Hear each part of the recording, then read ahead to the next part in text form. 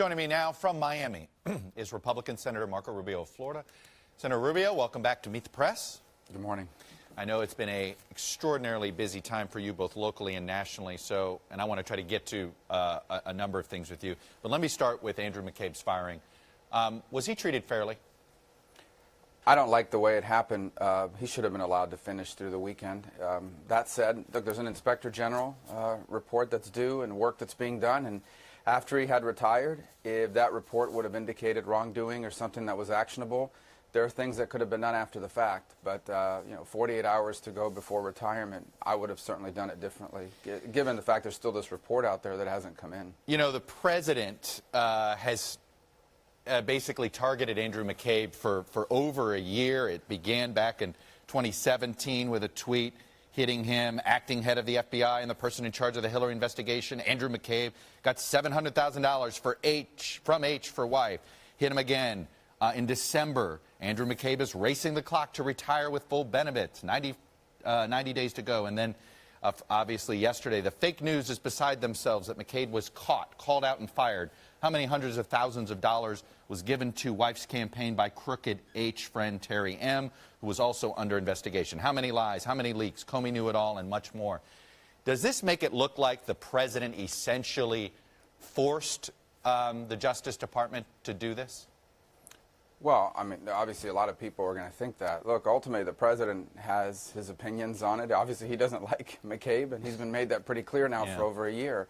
You've asked me to opine on the way he was treated, and my answer is he was 2 days away from retirement. You might as well have let him retire, let the IG report come back, and if it finds that there was some level of wrongdoing, there's things you can do in the future to sort of impact his benefits or whatever, if that's warranted. But look, I don't like the way it went down. I would have done it differently. I'm not the president, but I certainly would have done it differently if I was. Are you concerned about damage this does to the FBI, to the Office of Professional Responsibility, who apparently made this recommendation, in the Justice Department itself? Yeah, I just don't like this whole back and forth between the people outside the FBI and in it. These agencies, the FBI, the CIA. I mean, all these agencies are made up of thousands of people who are out there working every day, the field offices around the country, many of whom are far removed from any of this drama in Washington. They're just out there doing their work every single day. I would hate to demoralize the workforce, and more importantly, I would hate to discourage new people from coming into that. So I just don't like the whole tone. I don't like the fact they're in the news every day.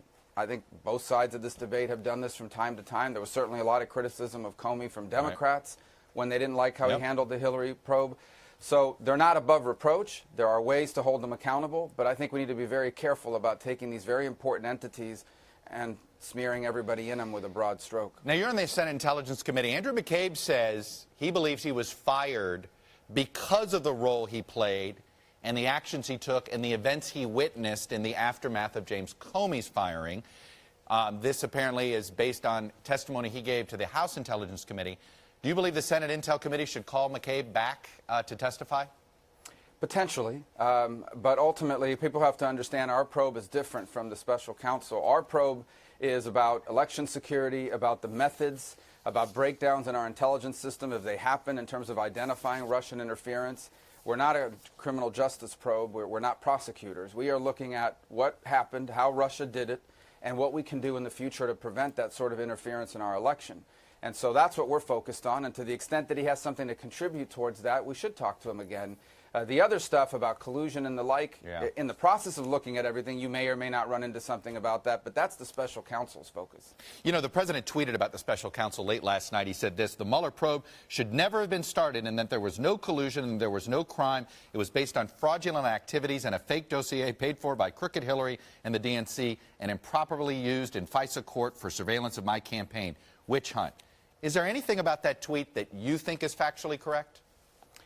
Well, I would just say this about the Special Counsel. The Special Counsel is not simply looking at collusion. They're looking at the entire thing, and what happened with regards to Russian interference and whether there was any U.S. laws broken in the process of Russian interference in our elections. That is what they're looking at. It is not a collusion probe. It is much broader than that. Now, obviously, once you open that up and you start looking, you can go in one direction or another. You go where the evidence takes you, and that's what I support. I support going wherever the evidence and wherever the facts take us. And again, that's why leaks are bad. That's why all this other speculation out there is bad.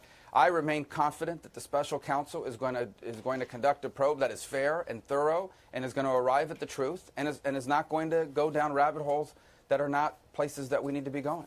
I want to ask you about this news about Cambridge Analytica and, frankly, the news that Facebook may have known in the summer of 16 that 50 million, that sort of the profiles of 50 million Facebook users were somehow in the hands of a political consulting firm, really without their knowledge. And they have testified before your committee. Have they been forthcoming to you? Do you think Facebook has told you the extent of everything that was done with their users? No, I don't, and I think we've learned that the hard way. Every time that we've spoken to them, it's kind of rolled out as more coming out. Look, these companies have grown very fast. Within the span of less than 10 years, they've gone from being a novel idea to a major corporation. And I'm not sure if the sort of institutional knowledge about the responsibilities, both legal and ethical, that come with that have kept pace with their growth. Their growth has been a lot faster than perhaps their ability to mature institutionally from within on some of these challenges that they're facing. I think another part about it is sometimes these companies grow so fast and get so much good press, they get up high on themselves that they start to think that perhaps they're above sort of the rules that apply to everybody else. So we'll learn more about this in the days to come. But yeah, I'm disturbed by that. I'm disturbed by the fact that Facebook has created filters to help the Chinese government censor. And they're begging to get back into China. There's a lot I'm disturbed about these things. By the way, we're going to see the re-election, we should probably put that in quotes, of Vladimir Putin today in Russia. And we found out what he did in Britain, the Brits, the Germans, and we're standing behind them. But the president himself hasn't been as confrontational with Putin as many, I know, like you, would like to see him. There's proportionate responses to Putin, but he doesn't even respond well to that. What should be done to get Putin to stop doing what he's been doing? Well, ultimately, when it comes to the UK incident, I mean, that is an attack on an ally and a NATO nation. So I'm not saying that the response should be a military response, but I most certainly think it should be a comprehensive and coordinated response. And our allies, if we truly have an alliance with the UK that involves other countries like Germany and France, all the members of NATO, all of these nations should be coming together with a collective response, whether it's additional sanctions or additional diplomatic actions, combined with some other perhaps NATO buildups and protective status increments. All of these things should be done in conjunction and together. There's got to be a collective response to this. Vladimir Putin is a cost-benefit analyzer. He is now going to weigh the costs and the benefits of the action he took. And if the benefits outweigh the cost, he will do it again. He could do it again here inside the United States. All right, I finally want to ask you about the tragedy down at FIU, a school that's very important to you. Frankly, it's my hometown. It's been a tremendous source of pride for South Florida. But I want to ask you a question that an anguished uncle of a victim, Alexa Duran, is asking this morning in the paper. Why they had to build this monstrosity in the first place to get children across the street. Then they decided to stress test this bridge while traffic was running underneath it. Obviously, there's a lot of investigating to do. But frankly, that's the first question I think a lot of people have. Why were they testing this the way they did it? Well, I don't think it's clear that there was testing going on. I think what we do know is that there was work ongoing. There's these rods that go inside, they're like cables, and they were being tightened, and they call it, post-tension application. And it is during that work that the bridge collapsed, beginning on the north end. Now, obviously, whether the work was the cause of it or not remains to be seen. I think clearly, just from a layman's perspective, the fact that they were working on it actively at the time of its collapse leads you to believe it could have. The NTSB is on site. Yeah. They've already taken samples. They're going to take entire chunks of that bridge for testing. We are going to know why this failed, and primarily for the purposes of making sure it never happens again. Right. And but it's going to take a while. These are not quick investigations, but we will know the truth, and we will know it in its entirety. All right, Senator Rubio, I know it's been a tough week for you down in South Florida. Thanks for coming on and sharing your views, sir. Thank you.